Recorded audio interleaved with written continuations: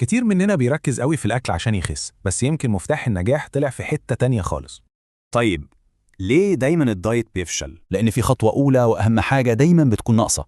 الخطوة دي هي النوم. النوم ده عامل زي زرار الريسات، الجسم بيصلح نفسه وبيرجع يظبط هرموناته من أول وجديد. لما الجسم ياخد كفايته من النوم، هرمونات مهمة زي الكورتيزول والجيلين بترجع تتوازن طبيعي. طيب، إيه اللي بيحصل بقى لو النوم مش كفاية؟ البداية بتبقى قلة نوم، ودي على طول بتعلي هرمونات التوتر والجوع في الجسم، فالنتيجة بتكون إحساس مستمر بالتوتر والجوع وشراهة للسكريات والنشويات. الكورتيزول العالي بيرفع سكر الدم، وده بيجبر البنكرياس ينتج أنسولين أكتر، ومع تكرار الموضوع ده الجسم بيوصل لمقاومة الأنسولين، وده السبب المباشر لدهون البطن. الجسم البالغ بيحتاج نوم من 7 ل 9 ساعات كل ليلة.